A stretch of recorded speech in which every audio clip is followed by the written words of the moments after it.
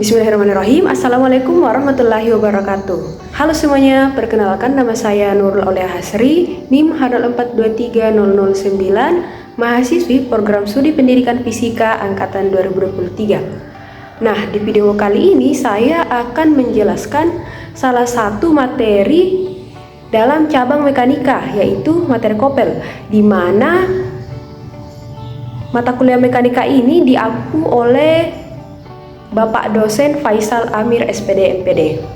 Adapun tujuan pembelajaran pada video ini yaitu yang pertama itu mahasiswa diharapkan mampu mengetahui definisi kopel dan momen kopel. Kemudian yang kedua mahasiswa mampu mengetahui sifat kopel. Yang ketiga mahasiswa mampu mengetahui rumus kopel, dan yang terakhir mahasiswa mampu mengetahui penerapan kopel dalam kehidupan sehari-hari. Oke, sebelum kita lebih lanjut, ada pertanyaan nih teman-teman. Pernahkah kalian merasa kesulitan untuk membuka tutup botol yang sangat kencang?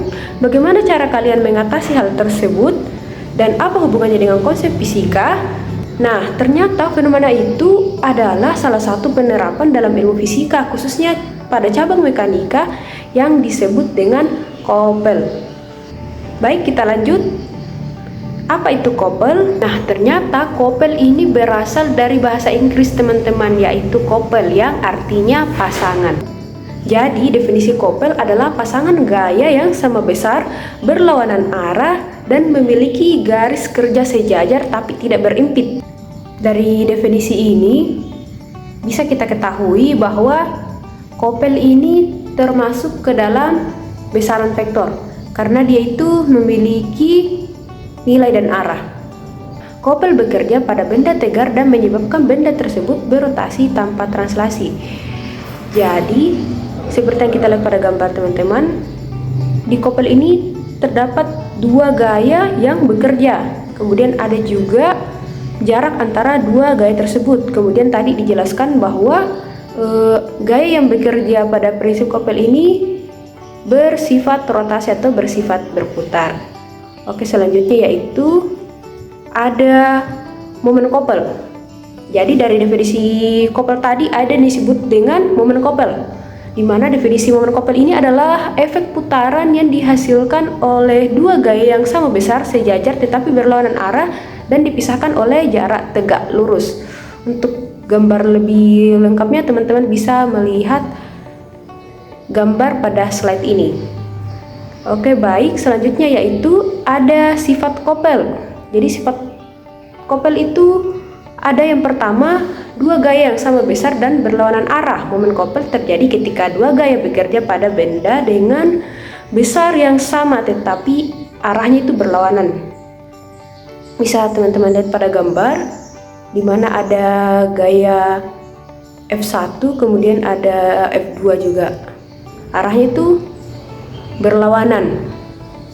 Yang kedua yaitu ada sifat jaraknya itu tegak lurus. Jadi kedua gaya ini harus dipisahkan oleh jarak yang tegak lurus.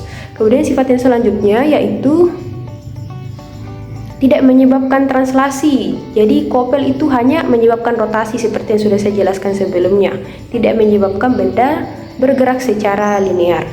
Kemudian arah momen kopel. Arah momen kopel itu ditentukan oleh aturan tangan kanan. Jadi jika jari-jari tangan kanan itu mengelilingi kopel searah dengan putaran, maka ibu jari menunjukkan arah momen kopel. Nah, di sini juga itu untuk arah momen kopelnya itu jika dia searah dengan jarum jam maka itu nilainya negatif. Namun jika berlawanan arah dengan jarum jam itu nilainya itu positif.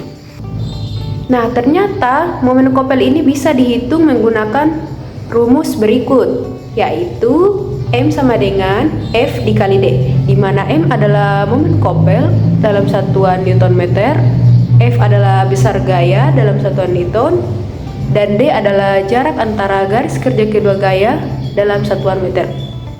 Oke, kita melangkah ke contoh soal. Contoh soal yang pertama. Ada sebuah soal dengan gaya kopel 120 Newton digunakan memutar sebuah tangkai tap ke kanan.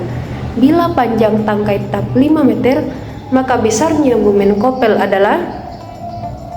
Penyelesaian kita identifikasi satu-satu terlebih dahulu. Diketahui F-nya sama dengan 120 Newton, D-nya sama dengan 5 meter.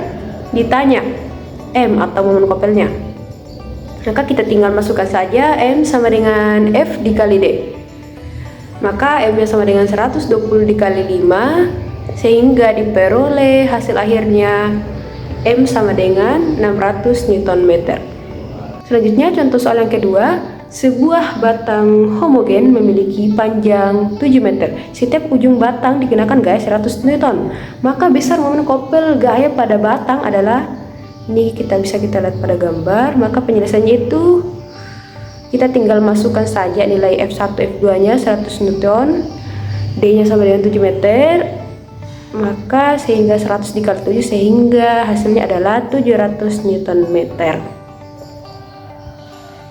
Nah, bagian selanjutnya yaitu penerapan kopel.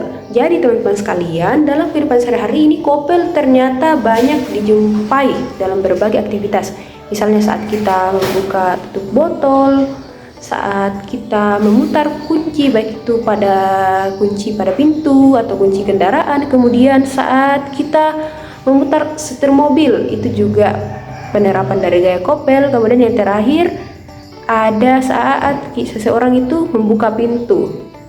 Nah, setelah kita membahas tadi definisi, sifat, rumus, dan juga penerapan kopel, maka dapat disimpulkan bahwa kopel adalah konsep penting dalam mekanika yang menjelaskan bagaimana pasangan gaya dapat menyebabkan rotasi pada benda tegar. Nah, penerapan kopel ini sering terjadi di sekitar kita. Selain itu, pemahaman tentang materi kopel ini juga sangat penting dalam berbagai bidang. Baik, mungkin itu dari saya mengenai penjelasan materi kopel ini. Kurang dan lebihnya mohon dimaafkan. Mudah-mudahan kita semua bisa tetap memahami materi dalam ilmu fisika dan penerapannya dalam kehidupan sehari-hari. Sekian, wassalamualaikum warahmatullahi wabarakatuh.